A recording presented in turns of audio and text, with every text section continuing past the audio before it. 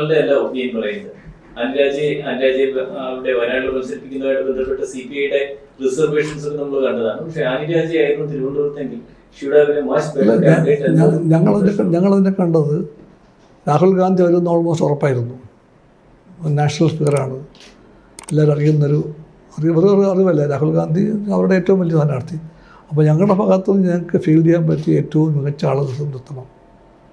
Annie is a very good fighter, she is a woman leader, known figure, known face, നാഷണലിൽ തന്നെ ഒരു വലിയ ആളാണ്. അപ്പോൾ ഞങ്ങൾക്ക് നാടിനോട് പറയാൻ ഏറ്റവും പറ്റിയ ആൾ ആനി തന്നെയായിരുന്നു വയനാട്ടിൽ. We did no mistake. ഉറപ്പായിരുന്നു. പിന്നെ എന്തിനാണ് നമ്മൾ അവിടെ അനുരാജ് നിർത്തിയത്? കാരണം എനിക്ക് അതിന്റെ ലോജിക്ക് മനസ്സിലാത്തോണ്ട് ചോദിക്കുക. കഴിഞ്ഞ തവണ നമ്മള് നിർത്തിയത് സുനീറിനെയായിരുന്നു, PP സുനീറിനെയായിരുന്നു. കഴിഞ്ഞ തവണ സുനീർ നിൽക്കപ്പെടുത്ത രാഹുൽ ഗാന്ധി ചാടി വീണതാ, പൊട്ടി വന്നതാ. ഇത്തവണതല്ല.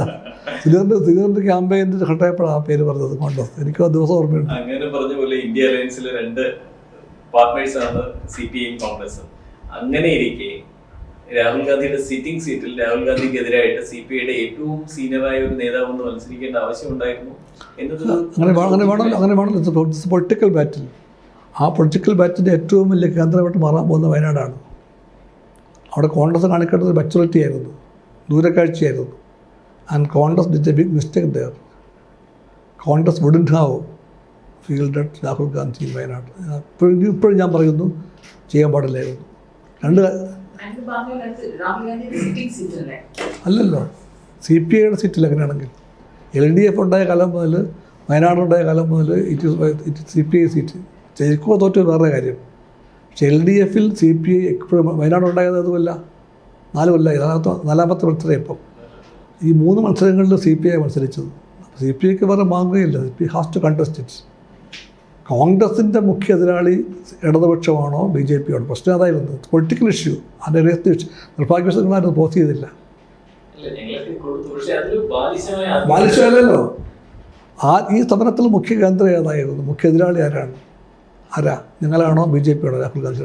എനിക്ക് ഉറപ്പുണ്ട് രാഹുൽ ഗാന്ധി ചർച്ചയിലുണ്ടെങ്കിൽ Rahul would have supported my view. I know the Rahul ഗാന്ധിയോട് ആവശ്യപ്പെട്ട്, രാഹുൽ ഗാന്ധിയായിട്ട് വളരെ അടുത്ത ബന്ധമുണ്ട്, ഡി രാജ അടക്കം എല്ലാവരും. എനിക്ക് നല്ല ബന്ധമുണ്ട്. അപ്പോൾ എന്തെങ്കിലും അങ്ങനെ ഒരു personal discussion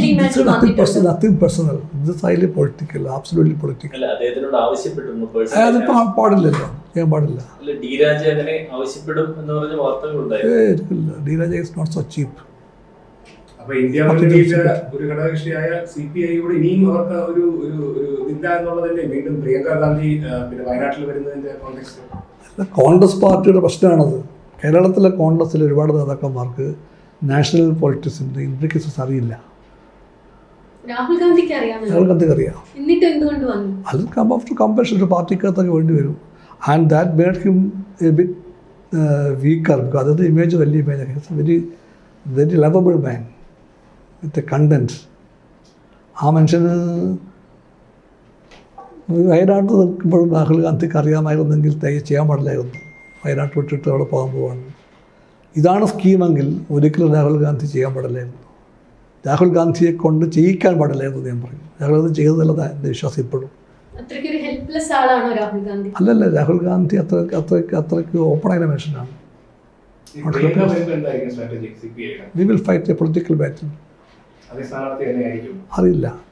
V will fight a political battle. അന്നും we wage a political battle, ഇന്നും we will wage a political battle. പക്ഷേ ഇപ്പോൾ ഇന്ത്യ മുന്നണി എന്ന് പറഞ്ഞാൽ കുറച്ചുകൂടെ ശക്തമായിരിക്കണം. അപ്പോൾ BJP അത് നല്ലപോലെ ഉപയോഗിക്കില്ല. 2 ഇന്ത്യ മുന്നണി സ്ഥാനാർത്ഥികൾ മത്സരിക്കുന്നത് അതാണ് ഇന്ത്യൻ രാഷ്ട്രീയത്തിലെ കോംപ്ലക്സിറ്റി.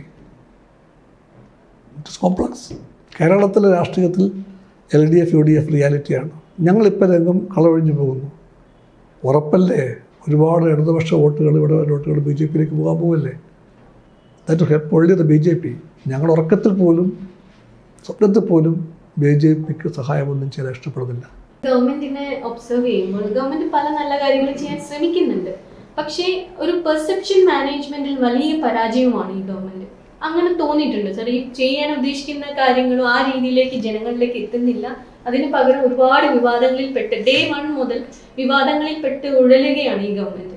ഒരു പെർസെപ്ഷൻ മാനേജ്മെന്റിൽ വലിയൊരു പരാജയമാണ് ഈ ഗവൺമെന്റ് എന്നാണ് പൊതുവെ തോന്നുന്നത്. ഗവൺമെന്റ് വിജയമാണ് ഈ ഗവൺമെന്റ്. ഈ ഗവൺമെൻറ് ഒരുപാട് പേർക്ക് വീട് കൊടുത്ത ഗവൺമെൻറ്റാണ്, ഒരുപാട് വീട് കൊടുത്ത ഗവൺമെൻറ്റാണ്. അല്ല, കാര്യങ്ങൾ ചെയ്യുന്നില്ല എന്നല്ല, പെർസെപ്ഷൻ മാനേജ് ചെയ്യാൻ പറ്റുന്നില്ല. It's after perception, out of perception അതൊക്കെ ഉണ്ടായത്. ഒരുപാട് പ്രതികൂലമായ സാഹചര്യത്തിലും പാവങ്ങൾക്ക് വേണ്ടി, സാധാരണക്കാർക്ക് വേണ്ടി ഒരുപാട് കാര്യം ചെയ്തു. അല്ലെ ലൈഫ് പദ്ധതി, ഭൂമി കൊടുത്ത കാര്യം, സ്കൂളുകളുടെ നിലവാരം ചെയ്തത്, നമ്മുടെ ആരോഗ്യരംഗത്തുണ്ടായ മാറ്റം നല്ല ചെറിയ മാറ്റമാണോ? You go to any hospital, അല്ല സർ, നല്ല യു കാര്യങ്ങൾ ഗോ ടു ചെയ്യുന്നില്ല എനി ഗവൺമെൻറ് സ്കൂൾസ്. നല്ല കാര്യങ്ങൾ അവിടെ കൊണ്ടുപോയ ചെയ്യുന്നത് അറിയിക്കുകൂടി വേണമല്ലോ, അല്ല, ജനങ്ങളെ ബോധ്യപ്പെടുത്തണം. ഇതെല്ലാം ഉണ്ടായത് ഔട്ട് ഓഫ് പെർസെപ്ഷനാണ്. LDFൻ്റെ മനസ്സിൽ വന്നിട്ടുള്ള പെർസെപ്ഷൻസാണ് ഇതൊക്കെ ആയിട്ട് മാറിയത്. അതിൻ്റെ പക്ഷപാതിത്വമാണ്. സ്കൂളുകൾ എങ്ങനെ വേണം, സാധാരണക്കാരുടെ മക്കളുടെ സ്കൂളുകൾ എങ്ങനെ നിലവാരം ഉയർത്തണം, എങ്ങനെ നമ്മുടെ ആരോഗ്യരംഗത്ത് മാറ്റം വരുത്തണം, എങ്ങനെ ഭൂരഹിതർക്ക് ഭൂമി കൊടുക്കണം, എങ്ങനെ വീട് കൊടുക്കണം, ഇതെല്ലാം ഉണ്ടായത് ലെഫ്റ്റ് പെർസ്പെക്റ്റീവ് എന്നുണ്ടായതാണ്. ആ പെർസ്പെക്റ്റീവാണ് നേട്ടം മാറിയത്.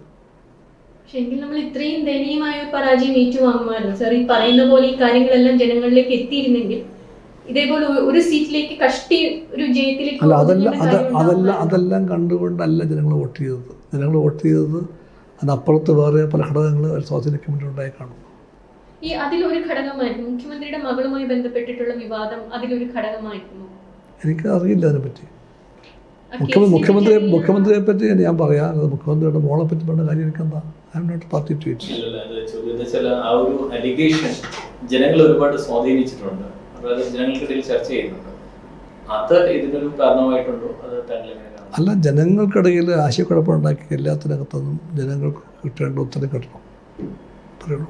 എന്നത് ആശയക്കുഴപ്പമായിട്ട് മാത്രം തള്ളിക്കളയാൻ പറ്റുന്നതാണോ ഒരു അത്ര മേജർ അലിഗേഷൻ മുഖ്യമന്ത്രിയുടെ മകൾക്കെതിരെ വരുമ്പോൾ? അല്ല, let the concern people enquiry about that, അത്രയേ ഉള്ളൂ.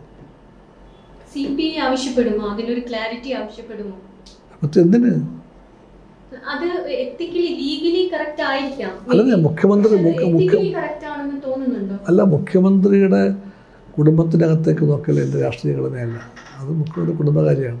പക്ഷെ അത് പാർട്ടി മുഖ്യമന്ത്രിയെ പറ്റി സംസാരിക്കുക, അല്ല മുഖ്യമന്ത്രിയുടെ മോളെ പറ്റി, മുഖ്യമന്ത്രിയുടെ ബന്ധുക്കളെ പറ്റി പറഞ്ഞ കാര്യം ചർച്ച ഞാൻ കാണുന്നില്ല.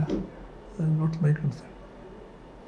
പൊതുവിൽ ഇംപ്രഷൻ ഉണ്ടോ ഒന്നാം പിണറായി ഗവൺമെന്റ് വളരെ നന്നായിരുന്നു, കാരണം വളരെ എക്സ്പീരിയൻസ്ഡ് ആയിട്ടുള്ള ഹാൻഡ്സ് ഉണ്ടായിരുന്നു.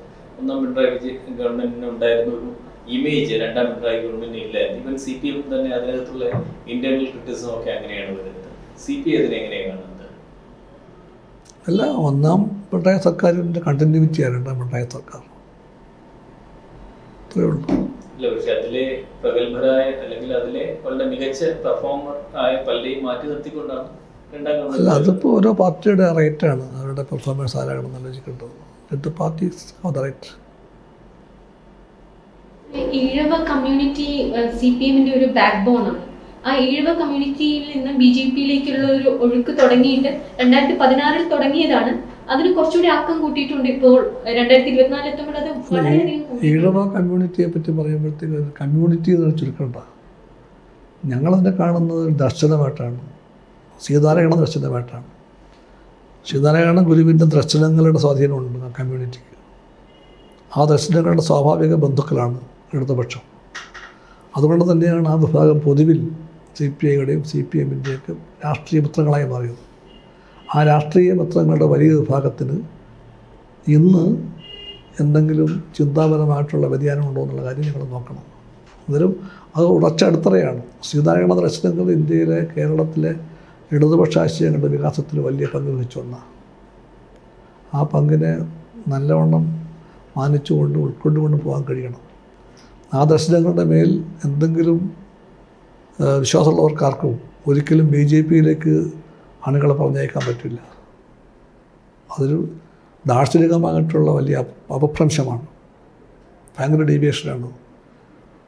ശ്രീനാരായണ പ്രസ്ഥാനത്തിന് അതിൻ്റെ ആ ദർശനങ്ങളുടെ പരിശുദ്ധി കാത്തുരക്ഷിക്കേണ്ട ബാധ്യതയുണ്ട്. എന്നാൽ ലെഫ്റ്റ് അതിനെ കാണുന്നത്, ഞങ്ങളത് പാലിക്കുന്നവരായിരിക്കും. ഇത്തവണത്തെ LDFന്റെ Lok Sabha election campaign majorly centred around CAA ആയിരുന്നു.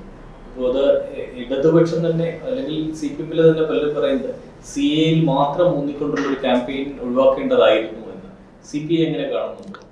ഞങ്ങളുടെ ഒരു രാഷ്ട്രീയ അനുഭവങ്ങളുടെയും വിജയപരാജയങ്ങളുടെയും എല്ലാം പാഠങ്ങൾ പഠിക്കാൻ ശ്രമിക്കുമ്പം ഇതടക്കം പലതും ഞങ്ങളുടെ ക്യാമ്പയിനിൽ നൽകിയ ഊന്നലുകൾ, ക്യാമ്പയിൻ ചെയ്ത രീതി, അതിലൊക്കെ എവിടെയെങ്കിലൊക്കെ പിഴവുണ്ടോ, പാളിച്ചയുണ്ടോ, കുറവുണ്ടോ, ഇതൊക്കെ നോക്കണമല്ലോ, നോക്കും.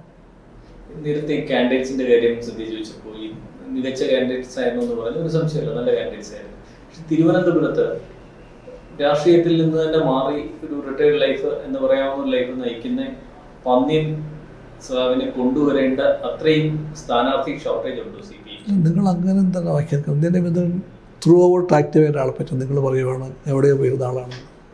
ഒരു നിമിഷം പോലും ഗ്യാപ്പ് എടുക്കാതെ പന്ന്യൻ്റെ വിധം കമ്മ്യൂണിസ്റ്റ് നേതാവ് ഈ സമൂഹത്തിൽ എപ്പോഴും ഉണ്ടായിരുന്നു. നിങ്ങൾ കുറച്ച് തീരുമാനിച്ചു അദ്ദേഹം പോയി മൂലച്ച് ഒതുങ്ങിയെന്ന് അങ്ങനെ ഉണ്ടായിട്ടേ ഇല്ല. Always he was among the people, always, every day, every minute സജീവമായിട്ടുണ്ടായിരുന്നു. ഈ നഗരത്തിൽ അന്നും ഇന്നും ഇലക്ഷന് മുമ്പും ഇലക്ഷൻ കഴിഞ്ഞിട്ടും എല്ലാ സാമൂഹിക, രാഷ്ട്രീയ, സാംസ്കാരിക പ്രവർത്തനങ്ങളുടെയും കൂടെ നിൽക്കുന്ന ഒരാളെ പറ്റിയാണ് നിങ്ങൾ പറഞ്ഞത്. ഞാൻ വളരെ സ്നേഹത്തോടെ പറയുവാണ്. അതൊരു നിരുത്തരവാദപര പ്രസ്താവനയായി, നിരുത്തരവാദപരമായ റെസ്പോൺസിബിൾ സ്റ്റേറ്റ്മെൻറ്റ് ശരിയല്ലല്ലോ. ഞാൻ ചോദിച്ചെന്ന് വെച്ചാൽ രവിയൻ ആ സമയത്ത് പാർലമെന്ററി ഒരു പൊളിറ്റിക്സിൽ മാറി നിൽക്കുന്ന സമയമാണ്. രാഷ്ട്രീയ പ്രവർത്തനം പാർലമെൻ്ററി പ്രവർത്തനത്തിൻ്റെ ഒരു കള്ളി, പിന്നെ സാമൂഹിക പ്രവർത്തനത്തിൽ വേറൊരു കള്ളി, മത്സരത്തിൻ്റെ അതൊക്കെ ഒന്നിൻ്റെ ഭാഗം തന്നെയാണ്. ഫോറാസ് ഇതെല്ലാം രാഷ്ട്രീയ പ്രവർത്തനമാണ്. ഇതെല്ലാം മത്സരം അതിലൊന്നും മാത്രം. അല്ലാതെ മത്സരം എന്തോ ദിവ്യമായിട്ടുള്ള കാര്യം ദൈവം പറഞ്ഞിട്ടുണ്ട് അങ്ങനൊന്നുമില്ല. മത്സരിക്കാൻ പാർട്ടി പറഞ്ഞാൽ മത്സരിക്കും, വേണ്ടെന്ന് പറഞ്ഞാൽ ഇല്ല. അതിനപ്പുറത്ത് മത്സരിക്കപ്പെടുത്തി ഞങ്ങളൊക്കെ അത് ക്യാമ്പയിനിൽ ചിലപ്പോൾ ദൈവങ്ങളെന്നൊക്കെ വിളിക്കുമായിരിക്കും. ക്യാമ്പയിനല്ല രാഷ്ട്രീയം.